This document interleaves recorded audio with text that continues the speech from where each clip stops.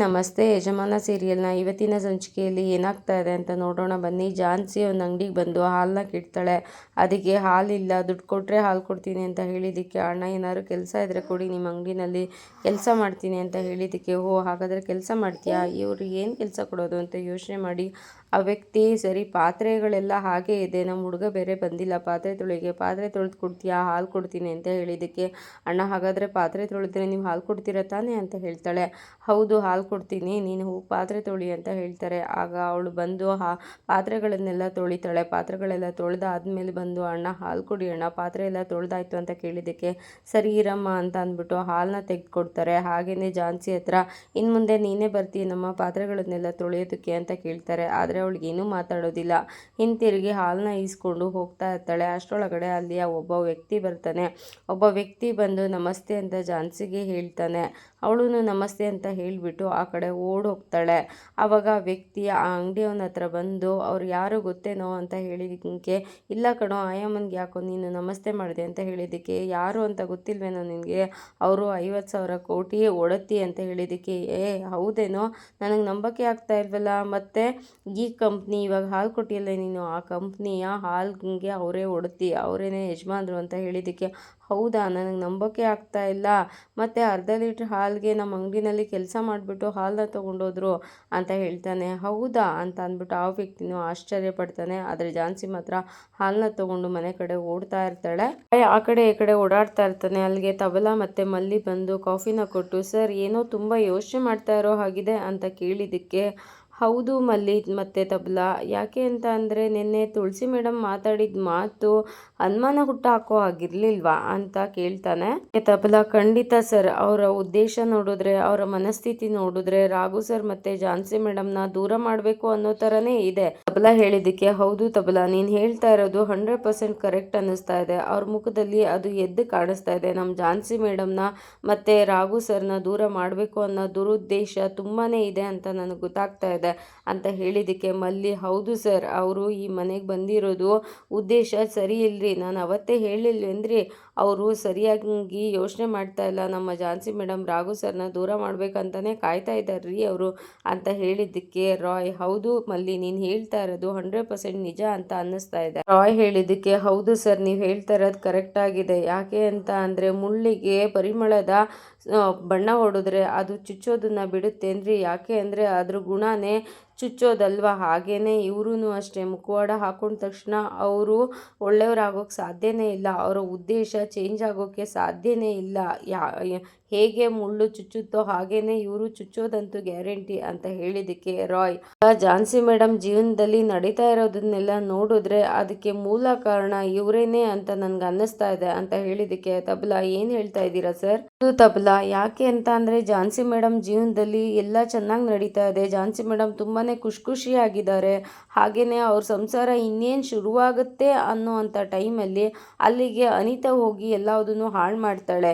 ಇವರೇನೇ ಅನಿತನ್ನ ಯಾಕೆ ಎತ್ಕಟ್ಟಿ ಅಲ್ಲಿಗೆ ಕಳಿಸಿರಬಾರ್ದು ಅಂತ ನನಗೆ ಅನುಮಾನ ಬರ್ತಾ ಇದೆ ಅಂತ ಹೇಳ್ತಾರೆ. ಮಲ್ಲಿ ಹೌದು ಸರ, ನೀವು ಹೇಳ್ತಾ ಇರೋದು ಕರೆನೇ ಅನ್ನಿಸ್ತಾ ಇದೆ, ಅವರ ಉದ್ದೇಶ ಸರಿ ಇಲ್ರಿ, ಅವರೇನೆ ಝಾನ್ಸಿ ಮೇಡಮ್ ಮತ್ತೆ ರಾಘು ಸರ್ನ ದೂರ ಮಾಡ್ಲಿಕ್ಕೆ ಹೊರಟವ್ರೆ ಅಂತ ಅನ್ಸುತ್ತೆ ಅಂತ ಹೇಳಿದಕ್ಕೆ ಹೌದು ಮಲ್ಲಿ, ನೀನು ಹೇಳ್ತಾ ಇರೋದು ನಿಜ ಅಂತ ಅನ್ನಿಸ್ತಾ ಇದೆ. ಒಳ್ಳೆಯವರು ಅನ್ನೋ ಥರ ಮುಖವಾಡನ ಹಾಕ್ಕೊಂಡು ಝಾನ್ಸಿ ಮೇಡಮ್ನು ರಾಘು ಸರ್ನು ಅಲ್ಲಿಂದ ದೂರ ಮಾಡಿ ಝಾನ್ಸಿ ಮೇಡಮ್ ಈ ಮನೆಗೆ ವಾಪಸ್ ಬರೋ ಥರ ಮಾಡಿ ಝಾನ್ಸಿ ಮೇಡಮ್ನ ಅವ್ರ ಮಗ ಪ್ರಣವ್ಗೆ ಕೊಟ್ಟು ಮದುವೆ ಮಾಡಬೇಕು ಅನ್ನೋ ಥರ ಇದೆ ಅವ್ರ ಉದ್ದೇಶ ಅಂತ ಹೇಳಿದ್ದಕ್ಕೆ ಸರ್ ಇದನ್ನು ಯಜಮಾನ್ರಿಗೆ ತಿಳಿಸಿದ್ರೆ ಹೇಗೆ ಅಂತ ಅಂದ್ಬಿಟ್ಟು ತಬಲಾ ಕೇಳ್ತಾನೆ. ಅದಕ್ಕೆ ಇಲ್ಲ ತಬಲಾ, ಅವರು ಅದನ್ನು ನಂಬಲ್ಲ, ಅವತ್ತು ಮಲ್ಲಿನೇ ತುಳಸಿ ಮೇಡಮ್ ಬಗ್ಗೆ ಆ ಥರ ಎಲ್ಲ ಮಾತಾಡಿದ್ದಕ್ಕೆ ಸರ್ ಯಾವ ಥರ ರಿಯಾಕ್ಟ್ ಮಾಡಿದ್ರು ನೀವೇ ನೋಡಿದ್ರಿ ತಾನೇ, ಅಂದ್ರಿಗೆ ಹೇಳೋದ್ರಿಂದ ಯಾವುದೇ ರೀತಿ ಪ್ರಯೋಜನ ಇಲ್ಲ ಅಂತ ಹೇಳಿದ್ದಕ್ಕೆ ಮಲ್ಲಿ ಹಾಗಾದರೆ ನಮ್ಮ ಝಾನ್ಸಿ ಮೇಡಮ್ ಜೀವನ ಹಾಳಾಗುತ್ತಲ್ರಿ, ಏನ್ರಿ ಮಾಡೋದು ಅಂತ ಹೇಳಿದ್ದಕ್ಕೆ ಇಲ್ಲ ಮಲ್ಲಿ, ನಮ್ಮ ಝಾನ್ಸಿ ಮೇಡಮ್ ಜೀವನ ಹಾಳಾಗೋದಕ್ಕೆ ನಾವು ಬಿಡೋದು ಬೇಡ,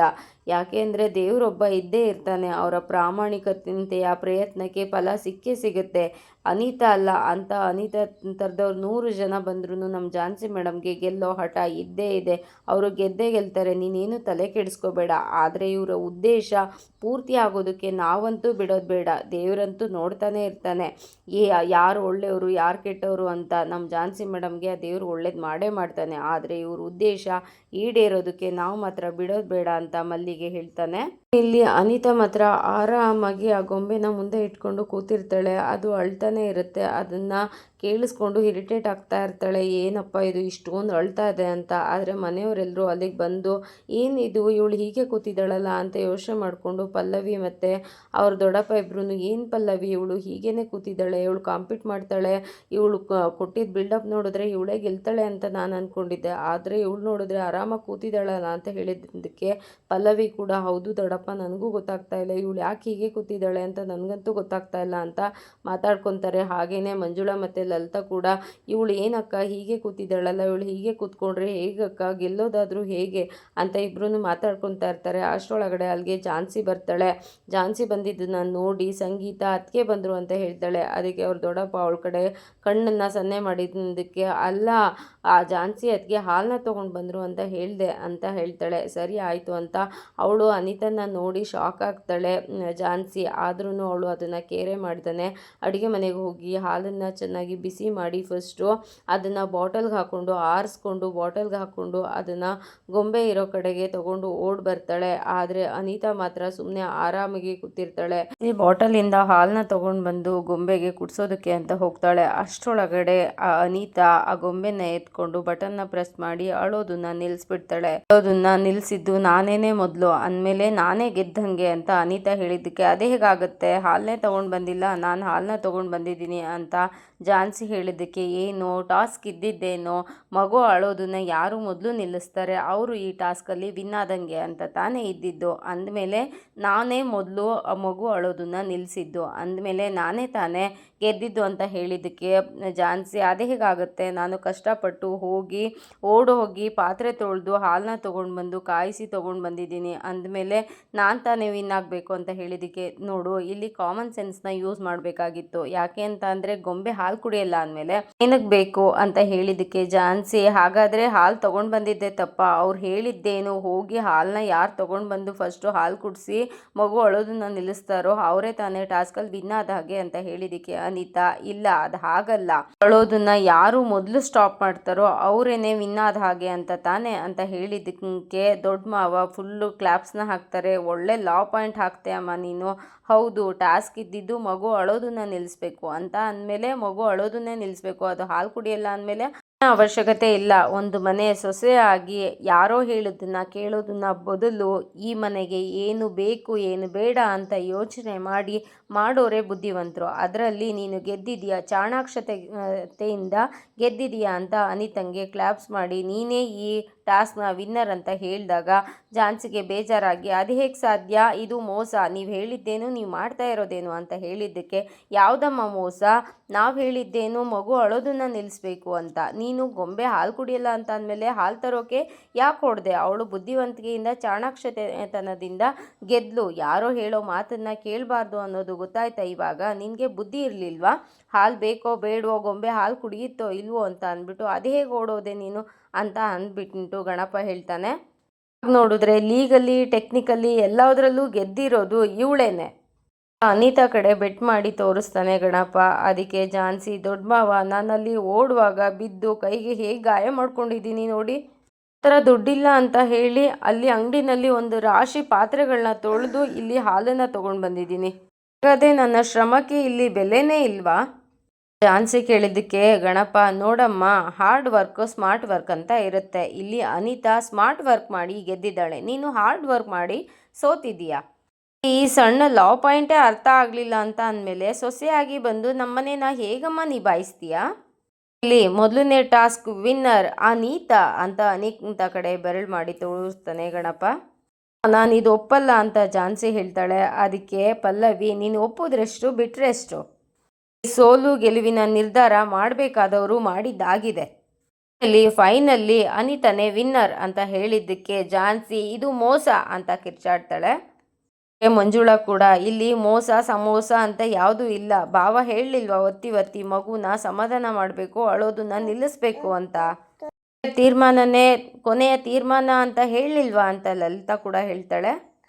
ನೋಡಮ್ಮ ಝಾನ್ಸಿ ನೀನು ಗಣೇಶ ಷಣ್ಮುಗನ ಕತೆನ ಕೇಳಿದೀಯ ತಾನೇ, ಷಣ್ಮುಗ ಮತ್ತು ಗಣೇಶನ ಕತೆ ಕೇಳಿದೀಯ ತಾನೇ, ಹಾಗೇನೆ ಷಣ್ಮುಗ ಎಲ್ಲರ ಮಾತನ್ನ ಕೇಳಿ ಅವ್ರ ಅಪ್ಪ ಅಮ್ಮ ಹೇಳಿದ್ದನ್ನು ಕೇಳಿ ನವಿಲಿನ ಮೇಲೆ ಕೂತ್ಕೊಂಡು ಪುರ್ರ್ ಅಂತ ಹಾರೋದ.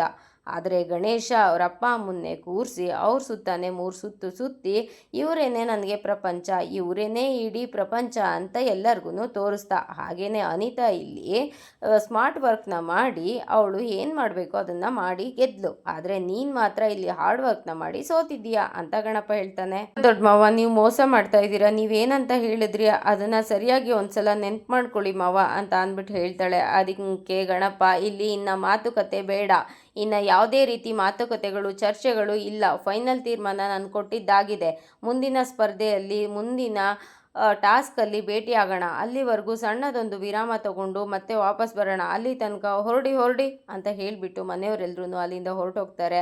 ಅನಿತಾ ಬಂದು ಝಾನ್ಸಿ ಮುಂದೆ ನಿಂತ್ಕೊತಾಳೆ. ಇಲ್ಲಿ ತುಳಸಿ ಆರಾಮಾಗಿ ಸೋಫಾ ಮೇಲೆ ಕೂತಿರ್ತಾಳೆ. ಅಲ್ಲಿ ನಾಗಾರ್ಜುನ್ ಕೂಡ ಇರ್ತಾರೆ. ಅಲ್ಲಿಗೆ ಪ್ರಣವ್ ಓಡ್ ಬಂದು ಮಾಮ್ ಎಲ್ಲ ಎಡವಟ್ಟಾಗೋಯ್ತು ಮಾಮ್ ಅಂತ ಅಂದ್ಬಿಟ್ಟು ಓಡ್ ಬರ್ತಾನೆ. ಅದಕ್ಕೆ ನಾಗಾರ್ಜುನ್, ಇದ್ಯಾಕೋ ಈ ಥರ ಓಡ್ ಬರ್ತಾ ಇದೆಯಾ, ಯಾವುದೋ ಬೀದಿ ನಾಯಿಗಳು ಓಡಿಸ್ಕೊಂಡು ಓಡ್ಬರ್ತು ಕಚ್ಚೋಕೆ ಅಂತ ಅನ್ನೋ ಥರ ಇದೆ, ಆ ಥರ ಓಡ್ ಬರ್ತಾ ಇದೆಯಾ ಅಂತ ಹೇಳಿದ್ದಕ್ಕೆ ನೀವು ಸುಮ್ಮನೆ ಇರಿ ಡ್ಯಾಡ್ ಅಂತ ಹೇಳಿಬಿಟ್ಟು ಅವ್ರ ಅಮ್ಮನ ಕಡೆ ತಿರುಗಿ, ಅಮ್ಮ ಈ ಮನೆಯ ನಿಯತ್ತಿನ ನಾಯಿಗಳಿಗೆ ನಾವು ಯಾಕೆ ಇಲ್ಲಿಗೆ ಬಂದಿದ್ದೀವಿ ಅನ್ನೋದು ಪೂರ್ತಿಯಾಗಿ ಗೊತ್ತಾಗಿದೆ ಮಾಮ್ ಅಂತ ಹೇಳಿದ್ದಕ್ಕೆ, ಏನು ಹೇಳ್ತಾ ಇದೆಯಾ ಪ್ರಣವ್ ಅಂತ ಹೇಳಿದ್ದಕ್ಕೆ, ಹೌದು ಮಾಮ್, ಈ ನಿಯತ್ತಿನ ನಾಯಿಗಳಿಗೆ ನಾವು ಯಾಕೆ ಬಂದಿದ್ದೀವಿ, ನಮ್ಮ ಉದ್ದೇಶ ಏನು ಅನ್ನೋದು ಪೂರ್ತಿಯಾಗಿ ಗೆಸ್ ಮಾಡಿದ್ದಾರೆ ಮಾಮ್, ಈಗ ಏನು ಮಾಡೋದು ಮಾಮ್ ಅಂತ ಹೇಳಿದ್ದಕ್ಕೆ, ಇನ್ನೇನು ಮಾಡೋಕ್ಕಾಗುತ್ತೆ, ಹೇಳಲ್ವಾ ಗೋಡೆಗಳಿಗೂ ಕಿವಿ ಇರುತ್ತೆ ಅಂತ, ಹಾಗೇನೆ ನಾವು ಮಾತಾಡೋದೆಲ್ಲ ಈ ಮನೆಯವ್ರಿಗೆ ಗೊತ್ತಾಗಿದೆ ಅಂತ ಅಂದಮೇಲೆ ನಮ್ಮ ಕತೆ ಅಷ್ಟೇ. ಈ ಮನೆಯವರಂತೂ ಸುಮ್ಮನೆ ಇರಲ್ಲ. ಯಾಕೆ ಅಂತ ಅಂದರೆ ಅವರು ಈ ಮನೆ ಅನ್ನ ಕೊಟ್ಟಿದೆ ನಮಗೆ, ಹಾಗೆ ಹೇಗೆ ಅಂತ ನಂಬ್ಕೊಂಡು ಬದುಕ್ತಾ ಇರೋಂತಹ ಮಿಡಲ್ ಕ್ಲಾಸ್ ಜನಗಳು ಅಂತ ಅಂದಮೇಲೆ ಅವರು ಏನಾದರೂ ಒಂದು ಮಾಡೇ ಮಾಡ್ತಾರೆ. ಯಜಮಾನ್ರ ಕಿವಿಗೆ ಇದನ್ನು ಹಾಕ್ತಾರೆ. ಅಂದಮೇಲೆ ನಾವು ಯಜಮಾನ್ರು ಗೊತ್ತಾದ್ಮೇಲೆ ಆ ಯಜಮಾನ್ರು ಬಂದು ನಮ್ಮ ಕತ್ತಿಡ್ದು ಆಚೆ ತಳ್ಳೋದಷ್ಟೇ ಬಾಕಿ ಅಂತ ಹೇಳಿದ್ದಕ್ಕೆ ತುಳಸಿ ಶಟಾಪ್ ನಾಗಾರ್ಜುನ್ ಅಂತ ಕಿರಿಸ್ತಾಳೆ. ಸುಮ್ಮನೆ ನಿಂತಿದ್ದನ್ನ ನೋಡಿ ಪ್ರಣವ್, ಯಾಕೆ ಮಾಮ್ ಸುಮ್ಮನೆ ನಿಂತಿದ್ಯಾ, ಏನಾದರೂ ಹೇಳಿ ಮಾಮ್, ಇವಾಗ ಏನು ಮಾಡೋದು ಮಾಮ್ ಅಂತ ಹೇಳಿದ್ದಕ್ಕೆ ನಾಗಾರ್ಜುನ್, ಇನ್ನೇನು ಮಾಡೋಕ್ಕಾಗತ್ತೆ, ಈಗಲೇ ಗಂಟು ಮೂಟೆ ಕಟ್ಕೊಂಡು ಹಾಗೆ ಹೋಗ್ಬಿಡೋದ, ಅಥವಾ ಇಲ್ಲಿ ಇರೋದಕ್ಕೆ ಜಾಗ ಕೊಟ್ಟಿರೋ ಯಜಮಾನ್ರು ಬಂದು ವಾಪಸ್ಸು ಕಳಿಸೋವರೆಗೂ ಅವ್ರಿಗೆ ಹೇಳ್ಬಿಟ್ಟು ಹೋಗೋವರೆಗೂ ಇರೋದಾ ಅಂತ ಯೋಚನೆ ಮಾಡ್ತಾ ಇದ್ದಾಳೆ ಅಷ್ಟೇ. ಯಜಮಾನ್ರು ಬಂದ ಮೇಲೆ ಹೋಗೋದು ಅನ್ನೋದಾದರೆ ನಾನು ಈಗಲೇ ಹೋಗಿ ನನ್ನ ಲಗೇಜ್ನ ಪ್ಯಾಕ್ ಮಾಡ್ಕೊತೀನಪ್ಪ ಅಂತ ಅಂದ್ಬಿಟ್ಟು ನಾಗಾರ್ಜುನ್ ಅಲ್ಲಿಂದ ಹೊರಟೋಗ್ತಾರೆ. ತುಂಬಾ ಬೇಜಾರು ಮಾಡಿಕೊಂಡು ಬಂದು ಸಂಗೀತ ಹತ್ರ, ನೋಡು ಸಂಗೀತ, ಅವರೆಲ್ಲರೂ ಹೇಗೆ ಮೋಸ ಅಂತ ಮಾಡಿದ್ರು, ನನಗೆ ಟೈಮ್ ಸೆನ್ಸ್ ಇಲ್ವಂತೆ, ನನಗೆ ಬುದ್ಧಿ ಇಲ್ವಂತೆ, ಯಾಕೆ ಸಂಗೀತ ನಾನು ಓಡೋಗಿ ಗಾಯ ಮಾಡಿಕೊಂಡು ಅಲ್ಲೆಲ್ಲ ಅಷ್ಟು ರಾಶಿ ಪಾತ್ರೆಗಳನ್ನು ತೊಳೆದು ಹಾಲನ್ನು ತೊಗೊಂಡು ಬಂದರೆ ನನಗೆ ಬುದ್ಧಿ ಇಲ್ಲ, ಟೈಮ್ ಸೆನ್ಸ್ ಇಲ್ಲ ಅಂತ ಎಲ್ಲ ಬೈತಾರೆ. ಹಾಗೆಯೇ ಅವಳ ಕಡೆ ಜಡ್ಜ್ಮೆಂಟ್ ಕೊಡ್ತಾರೆ. ಈ ಥರ ಒಂದೇ ಸೈಡು ಜಡ್ಜ್ಮೆಂಟ್ ಕೊಟ್ಟರೆ ಹೇಗೆ ಸಂಗೀತ, ಅವರು ಹಿರಿಯರಾಗಿ ಈ ಥರ ಮಾಡೋದು ಸರಿನಾ, ನನ್ನ ಕಷ್ಟಕ್ಕೆ ಬೆಲೆನೇ ಇಲ್ವಾ ಇಲ್ಲಿ ಅಂತ ಕೇಳಿದ್ದಕ್ಕೆ ಸಂಗೀತ, ನಾನು ಹೇಳಲಿಲ್ವಾ ಅದಕ್ಕೆ ಅವರು ಅವಳನ್ನೇ ಗೆಲ್ಲಿಸ್ಬೇಕು ಅಂತ ಡಿಸೈಡ್ ಆಗಿದ್ದಾರೆ. ಅವರು ಪ್ರಾಮಾಣಿಕತೆಗೆ ಪಟ್ಟಿ ಕಟ್ಕೊಂಡು ಅದನ್ನ ಪ್ರಾಮಾಣಿಕತೆ ಅನ್ನೋದು ನಮಗಿಲ್ಲ ಅಂತ ಅಂದ್ಕೊಂಡು ಅವರು ರೂಢಿ ಇಟ್ಕೊಂಡು ಅವಳನ್ನ ಗೆಲ್ಲಿಸ್ಬೇಕು ಅಂತ ರೆಡಿಯಾಗಿ ನಿಂತಿದ್ದಾರೆ. ಪ್ರಾಮಾಣಿಕತೆ ಇಲ್ಲಿ ಯಾರಿಗೂ ಬೇಕಾಗಿಲ್ಲ, ಅದಕ್ಕೆ ನಿಮ್ಮ ಪ್ರಾಮಾಣಿಕತೆಗೆ ಅವ್ರು ಯಾರೂ ಬೆಲೆ ಕೊಡಲ್ಲ ಅಂತ ಹೇಳಿದ್ದಕ್ಕೆ, ನಾನು ನೋಡ್ತೀನಿ ಸಂಗೀತ, ಯಾವಾಗ್ಲೂ ದೊಡ್ಡವರು ಹೇಳ್ತಾ ಇರ್ತಾರೆ ದೇವರು ಯಾವಾಗ್ಲೂ ಒಳ್ಳೆಯವ್ರಿಗೆ ತುಂಬಾ ಕಷ್ಟ ಕೊಡ್ತಾನಂತೆ, ಆದರೆ ಕೊನೆ ಟೈಮಲ್ಲಿ ಅವ್ರ ಕೈ ಹಿಡಿತಾನಂತೆ. ಹಾಗೇನೆ ನಾನು ನನ್ನ ಪ್ರಯತ್ನನ ನಾನು ಮಾಡೇ ಮಾಡ್ತೀನಿ, ದೇವರು ಯಾರಿಗೆ ಒಳ್ಳೇದು ಮಾಡ್ತಾನೆ ಯಾರಿಗೆ ಕೆಟ್ಟದ್ದು ಮಾಡ್ತಾನೆ ಅಂತ ನಾನು ನೋಡೇ ಬಿಡ್ತೀನಿ. ನಾನು ಮುಂಚೆ ಎಲ್ಲ ಇದನ್ನೆಲ್ಲ ನಂಬ್ತಾ ಇರಲಿಲ್ಲ, ಆದರೆ ಇವಾಗ ನನಗಾಗಿರೋ ಅನುಭವದಲ್ಲಿ ಹೇಳ್ತಾ ಇದ್ದೀನಿ, ನನಗೆ ಗೆಲುವು ಸಿಕ್ಕೇ ಸಿಗುತ್ತೆ, ನಾನು ನೋಡೇ ಬಿಡ್ತೀನಿ. ನಾನು ಆ ಕ್ಷಣದಲ್ಲಿ ಆ ಮನೆ ಸೊಸೆಯಾಗಿ ಆ ಒಂದು ಮಗುವಿನ ತಾಯಿಯಾಗಿ ಯೋಚನೆ ಮಾಡಿದೆ. ಅದೇ ಬಿಸ್ನೆಸ್ ವುಮೆನ್ ಝಾನ್ಸಿ ಆಗಿ ಯೋಚನೆ ಮಾಡಿದ್ದಿದ್ರೆ ಅದ್ರ ಕಥೆನೇ ಬೇರೆ ಇರ್ತಾ ಇತ್ತು, ಟಾಸ್ಕ್ ಬೇರೆ ರೀತಿಯೇ ಆಗ್ತಾ ಇತ್ತು. ಆದರೆ ನಾನು ಪ್ರಾಮಾಣಿಕತೆಯಿಂದ ಗೆಲ್ಲಬೇಕು ಅಂತ ಟ್ರೈ ಮಾಡಿದೆ. ಮುಂದಿನ ಟಾಸ್ಕಲ್ಲಿ ನೋಡೋಣ ಯಾರು ಗೆಲ್ತಾರೆ ಯಾರು ಸೋಲ್ತಾರೆ ಅಂತ, ನನ್ನ ಪ್ರಾಮಾಣಿಕತೆಗೆ ಯಾವಾಗ ಬೆಲೆ ಸಿಗುತ್ತೆ ಅಂತ ನಾನು ನೋಡೇ ಬಿಡ್ತೀನಿ ಸಂಗೀತ ಅಂತ ಅಂದ್ಬಿಟ್ಟು ಝಾನ್ಸಿ ಹೇಳ್ತಾಳೆ. ಆದ್ರೂ ಸಂಗೀತಂಗೆ ಅದ್ರ ಮೇಲೆ ನಂಬಿಕೆ ಬರಲ್ಲ. ಅದಕ್ಕೆ ಝಾನ್ಸಿ, ಇಲ್ಲ ಸಂಗೀತ ನಾನು ಗೆಲ್ತೀನಿ, ನೋಡೇ ಬಿಡೋಣ ಮುಂದಿನ ಟಾಸ್ಕಲ್ಲಿ ಏನೆಲ್ಲ ಆಗುತ್ತೆ ಅಂತ ಹೇಳ್ತಾಳೆ. ಅನಿತಾ ಗೆದ್ದೆ ಅನ್ನೋ ಖುಷಿನಲ್ಲಿ ಕೂತಿರ್ತಾಳೆ. ಆದರೆ ಗಣಪ ಅಲ್ಲಿಗೆ ಬಂದು, ಅಲ್ಲಮ್ಮ ನೀನು ಸ್ವಲ್ಪನೂ ಟ್ರೈಯೇ ಮಾಡಲಿಲ್ಲ ಅಂತ ಅಂದರೆ ಹೇಗಮ್ಮ, ನೀನು ಸುಮ್ಮನೆ ಕೂತಿದ್ದನ್ನ ನೋಡಿ ನೀನು ಗೆಲ್ತೀಯೋ ಗೆಲ್ಲಲ್ವೋ ಹೇಗೆ ಮಾಡ್ತೀಯಾ ಅಂತ ಅಂದ್ಕೊಂಡು ಚಿಂತೆಯಲ್ಲಿದ್ದೆ. ಆದರೆ ಕೊನೆಯಲ್ಲಿ ಒಂದು ಲಾ ಪಾಯಿಂಟ್ ಹಾಕ್ತೆ ನೋಡು, ಅದನ್ನು ಇಟ್ಕೊಂಡು ಟ್ವಿಸ್ಟನ್ನ ಮಾಡಿದೆ ಅಂತ ಹೇಳಿದ್ದಕ್ಕೆ, ಸದ್ಯ ಗೆದ್ನಲ್ಲ ಅಂತ ಹೇಳಿದ್ದಕ್ಕೆ, ನೀನು ಗೆದ್ದಿದ್ದಲ್ಲಮ್ಮ, ನಾವು ಗೆಲ್ಲಿಸಿದ್ದು ನಿನ್ನ ಲಾ ಪಾಯಿಂಟ್ ಇಟ್ಕೊಂಡು ನಾನು ಕೊನೆಯಲ್ಲಿ ಟ್ವಿಸ್ಟ್ ಮಾಡಿ ಅವಳಿಗೆ ಸೋಲಿನ ರುಚಿನ ತೋರಿಸಿ ನಿನಗೆ ಗೆಲುವನ್ನ ತಂದುಕೊಟ್ಟಿದ್ದು ಅಂತ ಹೇಳಿದ್ದಕ್ಕೆ ಪಲ್ಲವಿ, ಆಗಲ್ಲ ದೊಡ್ಡಪ್ಪ, ಹೇಗೆ ಗೆದ್ವಿ ಅನ್ನೋದಲ್ಲ ಮುಖ್ಯ, ಇಲ್ಲಿ ಗೆದ್ವಾ ಅನ್ನೋದಷ್ಟೇ ಮುಖ್ಯ, ಅನಿತಾ ಗೆಲ್ಲೋದಷ್ಟೇ ತಾನೇ ನಮಗೆ ಮುಖ್ಯ ಅಂತ ಹೇಳಿದ್ದಕ್ಕೆ ಮಂಜುಳಾ, ಅಲ್ಲಮ್ಮ ನೀನು ಗೆಲ್ತೀಯೋ ಇಲ್ವೋ, ಮೊದಲನೇ ಟಾಸ್ಕಲ್ಲಿ ಗೆದ್ದಿಯಲ್ಲ ಇವಾಗ, ಅಷ್ಟೇ ಸಾಕು ಬಿಡು ಅಂತ ಹೇಳಿದ್ದಕ್ಕೆ ಲಲಿತಾ, ಅಲ್ಲಮ್ಮ ಹಾಗೇನೇ ಇದ್ದರೆ ಆಗಲ್ಲ, ಮುಂದಿನ ಟಾಸ್ಕ್ಗಳಲ್ಲಿ ನೀನು ಸ್ವಲ್ಪ ಪ್ರಯತ್ನನ ಪಡಬೇಕಾಗತ್ತೆ ಅಂತ ಹೇಳ್ತಾಳೆ. ಹಾಗೆಯೇ ಗಣಪ ಕೂಡ, ನೀನು ಮುಂದಿನ ಟಾಸ್ಕಲ್ಲಿ ಗೆಲ್ಲಬೇಕು ಅಂತ ಅಂದರೆ ನೀನು ಸ್ವಲ್ಪ ಪ್ರಯತ್ನ ಪಡಬೇಕು ಅಂತ ಹೇಳಿದ್ದಕ್ಕೆ, ಗೆಲ್ಸೋದಕ್ಕೆಲ್ಲ ನೀವು ಇರಬೇಕಾದ್ರೆ ನಾನ್ಯಾಕೆ ಟೆನ್ಷನ್ ತೊಗೊಳ್ಳಿ ಅಂತ ಅನಿತಾ ಹೇಳ್ತಾಳೆ. ಹೌದಮ್ಮ, ನಾವೆಲ್ಲರೂ ಗೆಲ್ಸೋಕಿದ್ದೀವಿ, ಆದರೆ ನಿನ್ನ ಪ್ರಯತ್ನ ನೀನೂ ಸ್ವಲ್ಪ ಮಾಡಬೇಕು ತಾನೇ, ಎಲ್ಲರಿಗೂ ಕಣ್ಣು ಕಾಣಿಸೋಂಗೆ ನಿನ್ನ ಪ್ರಯತ್ನ ನೀನು ಮಾಡಿದ್ರೆ ತಾನೇ ನಾವು ಗೆಲ್ಸೋಕ್ಕಾಗೋದು ಅಂತ ಹೇಳಿದ್ದಕ್ಕೆ, ಖಂಡಿತ ಪ್ರಯತ್ನ ಪಡ್ತೀನಿ, ಹಾಗಾದರೆ ಮುಂದಿನ ಟಾಸ್ಕ್ ಏನು ಅಂತ ಹೇಳಿಬಿಡಿ ಅಂತ ಹೇಳಿದ್ದಕ್ಕೆ, ಅದೇ ಹೇಗಮ್ಮ ಆಗುತ್ತೆ, ರೂಲ್ಸ್ನ ಬ್ರೇಕ್ ಮಾಡ್ದಂಗೆ ಆಗಲ್ವಾ, ಅದು ಯಾವ ಟಾಸ್ಕು ಅಂತ ನಾವು ಹೇಳೋಕ್ಕಾಗಲ್ಲ ಅಂತ ಹೇಳಿದ್ದಕ್ಕೆ ಅನಿತಾ ಪಲ್ಲವಿ ಕಡೆ ತಿರುಗಿ, ಪಲ್ಲವಿ ಅಂತ ಹೇಳ್ತಾಳೆ. ಆವಾಗ ಪಲ್ಲವಿ, ದೊಡ್ಡಪ್ಪ ಹೇಳಿ ದೊಡ್ಡಪ್ಪ, ನಾವು ರೂಲ್ಸ್ನ ಹಾಕಿರೋದು ಝಾನ್ಸಿಗೆ ಮಾತ್ರ, ಅನಿತಾಗಲ್ವಲ್ಲ, ಅಷ್ಟಕ್ಕೂ ಅನಿತಾ ಗೆಲ್ಲಿ ಅನ್ನೋದೇ ತಾನೇ ನಮ್ಮ ಆಶಯ, ಅಂದಮೇಲೆ ಹೇಳಿ, ಆದರೆ ಯಾರಿಗೂ ನಾವು ಹೇಳಲ್ಲ, ನೀವು ಮುಂಚೆನೇ ರೂಲ್ಸ್ನ ಲೀಕ್ ಮಾಡಿದ್ದೀರಾ ಅಂತ ನಾವು ಯಾರ ಹತ್ರನೂ ಹೇಳಲ್ಲ, ನೀವು ಹೇಳಿ ಅಂತ ಹೇಳಿದ್ದಕ್ಕೆ, ರೂಲ್ಸ್ನ ಯಾರ ಹತ್ರನೂ ಈ ಥರ ನಾನು ಎಲ್ಲದನ್ನು ಲೀಕ್ ಮಾಡಿದ್ದೀನಿ ಅಂತ ನೀವು ಹೇಳಬಾರ್ದು ಅಂತ ಹೇಳಿದ್ದಕ್ಕೆ ಅನಿತಾ, ಆಯಿತು ಹೇಳಿ ಅಂತ ಹೇಳಿದ್ದಕ್ಕೆ ಗಣಪ ಸರಿ ಅಂತ ಅಂದ್ಬಿಟ್ಟು ತನ್ನ ಮುಂದಿನ ಟಾಸ್ಕ್ ಏನು ಅಂತ ಅಂದ್ಬಿಟ್ಟು ಅವ್ರಿಗೆ ಹೇಳ್ತಾರೆ. ಆವಾಗ ಅನಿತಾ, ಇಷ್ಟು ಹೇಳಿದ್ರಲ್ಲ ಅಷ್ಟು ಸಾಕು ಬಿಡಿ, ನನಗೆ ಈ ಟಾಸ್ಕಲ್ಲಿ ಹೇಗೆ ಗೆಲ್ಲಬೇಕು ಅಂತ ನನಗೆ ಗೊತ್ತು ಅಂತ ಹೇಳ್ತಾಳೆ. ಅದಕ್ಕೆ ಗಣಪ, ಅಲ್ಪ ಸ್ವಲ್ಪನಾದರೂ ಪ್ರಯತ್ನ ಪಡಮ್ಮ, ನಾನು ಟ್ರೈ ಮಾಡ್ತಾ ಇದ್ದೀನಿ, ನಾನು ಟಾಸ್ಕ್ನ ಮಾಡ್ತಾ ಇದ್ದೀನಿ ಅಂತ, ಅದಾದಮೇಲೆ ಮುಯ್ಕಿದ್ದನ್ನು ನಾನು ನೋಡ್ಕೊತೀನಿ ಅಂತ ಹೇಳ್ತಾರೆ. ಆವಾಗ ಪಲ್ಲವಿ ಕೂಡ, ಹೌದು ನೀನು ಸ್ವಲ್ಪ ಟ್ರೈ ಮಾಡು ಅಂತ ಹೇಳ್ತಾಳೆ. ಹಾಗೆಯೇ ಕೂಡ, ಹೌದಮ್ಮ ನೀನು ಸ್ವಲ್ಪ ಟ್ರೈ ಮಾಡಬೇಕು, ಹಾಗೇ ಇದ್ದರೆ ಆಗೋದಿಲ್ಲ, ಆವಾಗ ಎಲ್ಲವುದು ಸರಿ ಹೋಗುತ್ತೆ, ನಾವು ನಿನ್ನನ್ನು ಗೆಲ್ಲಿಸೋದಕ್ಕೆ ಈಸಿ ಆಗುತ್ತೆ ಅಂತ ಹೇಳ್ತಾಳೆ. ಆವಾಗ ಅನಿತಾ, ಓಕೆ ಆಯಿತು, ನಾನು ಟ್ರೈ ಮಾಡ್ತೀನಿ, ನನ್ನ ಪ್ರಯತ್ನನ ನಾನು ಮಾಡ್ತೀನಿ, ಗೆದ್ದೇ ಗೆಲ್ತೀನಿ, ನಾನು ಈ ಟಾಸ್ಕಲ್ಲಿ ಗೆಲ್ಲೋದು ಹೇಗೆ ಅಂತ ನನಗೆ ಗೊತ್ತು ಅಂತ ಅಂದ್ಬಿಟ್ಟು ಅವಳು ಒಪ್ಕೊತಾಳೆ. ಎರಡನೇ ಟಾಸ್ಕ್ಗೆ ರೆಡಿ ಮಾಡಿ ಗಣಪ ಹೊರಗಡೆ ಬಂದು ನಿಂತು ವಿಸಲ್ ಹಾಕ್ತಾನೆ. ಅವಾಗ ಎಲ್ಲರೂ ಬಂದು ಅಲ್ಲಿ ನಿಂತ್ಕೊತಾರೆ. ರೆಡಿ ಇದ್ದೀರಾ ಸೆಕೆಂಡ್ ಟಾಸ್ಕ್ಗೆ ಅಂತ ಕೇಳಿದಾಗ ಓಕೆ ರೆಡಿ ಇದ್ದೀವಿ ಅಂತ ಹೇಳ್ತಾರೆ. ಈ ಎರಡನೇ ಟಾಸ್ಕ್ ಏನಪ್ಪ ಅಂತ ಅಂದರೆ, ನಿಮ್ಮಿಬ್ಬರು ಕತ್ತಿಗೆ 2 ಚೈನ್ಗಳನ್ನ ಹಾಕ್ತೀವಿ, ಅದು ಒರಿಜಿನಲ್ ಅಲ್ಲ, ಚಿನ್ನ ಅಲ್ಲ, ಇಬ್ಬರು ಕಳ್ಳರನ್ನು ರೆಡಿ ಮಾಡಿದ್ದೀವಿ, ಬಂದ್ರಪ್ಪ ನೀವೇನೇ ಕಳ್ಳರು, ಈ ಇಬ್ಬರು ಕಳ್ಳರು ನಿಮ್ಮ ಚೈನ್ಗಳನ್ನ ಕಿತ್ಕೊಂಡು ಹೋಗ್ತಾರೆ, ಈ ಚೈನ್ಗಳನ್ನ ನೀವು ಹೇಗೆ ಕಾಪಾಡ್ಕೊತೀರಾ, ಏನೆಲ್ಲ ಸರ್ಕಸ್ಗಳನ್ನ ಮಾಡ್ತೀರಾ, ಹೇಗೆ ನೀವು ನಿಮ್ಮ ಚಿನ್ನದ ಚೈನ್ನ ಉಳಿಸ್ಕೊತೀರಾ ಅನ್ನೋದು ಮುಖ್ಯ ಆಗುತ್ತೆ ಇಲ್ಲಿ. ಯಾಕೆ ಅಂದರೆ ಒಬ್ಬಳು ಗೃಹಿಣಿಗೆ, ಒಂದು ಹೆಂಗಸಿಗೆ ಚಿನ್ನ ಅನ್ನೋದು ತುಂಬಾ ಮುಖ್ಯವಾದದ್ದು, ಆ ಚಿನ್ನನ ಅವಳು ಹೇಗೆ ಕಾಪಾಡ್ಕೊತಾಳೆ ಅನ್ನೋದು ಈ ಟಾಸ್ಕ್ನ ಉದ್ದೇಶ. ಅದನ್ನು ನೀವು ಯಾರು ಫುಲ್ಫಿಲ್ ಮಾಡ್ತೀರಾ, ಯಾರು ಆ ಚೈನ್ನ ನಿಮ್ಮಲ್ಲಿ ಕಾಪಾಡ್ಕೊತೀರಾ ಅವರೇನೆ ಈ ಟಾಸ್ಕ್ನ ವಿನ್ನರ್. ಗೊತ್ತಾಯ್ತಾ, ಇಬ್ರಿಗೂ ಟಾಸ್ಕ್ ಅರ್ಥ ಆಯ್ತಾ ಅಂತ ಹೇಳಿದ್ದಕ್ಕೆ ಹೌದು ಅರ್ಥ ಆಯಿತು ಅಂತ ಹೇಳ್ತಾರೆ. ಸರಿ ಆಯಿತು, ಹಾಗಾದರೆ ಟಾಸ್ಕ್ನ ಶುರು ಮಾಡೋಣ, ಲಲಿತಾ ಪ್ರಾಪರ್ಟಿ ರೆಡಿ ಇದೆಯಾ ಅಂತ ಲಲಿತನ ಕೇಳ್ತಾರೆ. ಆಯಿತು ರೆಡಿ ಇದೆ ಅಂತ ಹೇಳಿದಾಗ ಲಲಿತಾ ತೊಗೊಂಡು ಬಂದು ಅವರಿಬ್ಬರು ಕತ್ತಿಗೆ ಒಂದೊಂದು ಚೈನ್ನ ಹಾಕು ಅಂತ ಹೇಳಿದಾಗ ಸರಿ ಆಯಿತು ಅಂತ ಅಂದ್ಬಿಟ್ಟು ಆ ಚೈನ್ನ ತೊಗೊಂಡು ಬಂದು ಇಬ್ಬರು ಕತ್ತಿಗೂ ಒಂದೊಂದನ್ನು ಹಾಕ್ತಾಳೆ. ಹಾಕಾದ್ಮೇಲೆ ಸರಿ ಇಬ್ಬರು ರೆಡಿ ಇದ್ದೀರಾ ಅಂತ ಹೇಳ್ತಾರೆ. ಹೌದು ರೆಡಿ ಇದ್ದೀವಿ ಅಂತ ಹೇಳ್ತಾರೆ. ಪಲ್ಲವಿ ಅನಿತಾಗೆ ಆಲ್ ದ ಬೆಸ್ಟ್ ಹೇಳ್ತಾಳೆ. ಅದಕ್ಕೆ ಇವಳು ಥ್ಯಾಂಕ್ ಯು ಪಲ್ಲವಿ ಅಂತ ಅನಿತಾ ಕೂಡ ಹೇಳ್ತಾಳೆ. ಸರಿ ಆಯಿತು ರೆಡಿ ಇದ್ದೀರಾ ಅಲ್ವಾ, ರೆಡಿ 3, 2, 1 ಗೋ ಅಂತ ಹೇಳಿದ ತಕ್ಷಣ ಇಬ್ಬರೂ ತಮ್ಮ ಕೆಲಸದಲ್ಲಿ ನಿರ್ವಹಿಸ್ಕೊಂಡು ಇರ್ತಾರೆ. ಅಷ್ಟರೊಳಗಡೆ ಕಳ್ಳರು ಬಂದು ಇಬ್ಬರು ಚೈನು ಕಿತ್ಕೊಂಡು ಓಡೋಕ್ಕೆ ಶುರು ಮಾಡ್ತಾರೆ. ಇಬ್ಬರೂ ಓಡ್ತಾರೆ. ಆದರೆ ಈ ಟಾಸ್ಕಲ್ಲಿ ಯಾರು ಗೆಲ್ತಾರೆ ಅನ್ನೋದನ್ನು ನೋಡಬೇಕಾಗಿದೆ. ಮುಂದಿನ ಸಂಚಿಕೆಯಲ್ಲಿ ಅದನ್ನು ನೋಡೋಣ. ಈ ಸಂಚಿಕೆ ನಿಮಗೆ ಇಷ್ಟ ಆಗಿದ್ದರೆ ಒಂದು ಲೈಕ್ ಕೊಟ್ಟು ಶೇರ್ ಮಾಡಿ, ಕಮೆಂಟ್ ಬಾಕ್ಸಲ್ಲಿ ಕಮೆಂಟ್ ಮಾಡಿ ತಿಳಿಸಿ ಹೇಗಾಗಿತ್ತು ಇವತ್ತಿನ ಸಂಚಿಕೆ ಅಂತ. ಹಾಗೆಯೇ ನನ್ನ ಚಾನಲ್ಗೆ ಸಬ್ಸ್ಕ್ರೈಬ್ ಮಾಡಿಕೊಂಡು ಸಪೋರ್ಟ್ ಮಾಡಿ. ಮುಂದಿನ ಸಂಚಿಕೆಯಲ್ಲಿ ಸಿಗೋಣ. ಅಲ್ಲಿವರೆಗೂ take care, bye, thank you.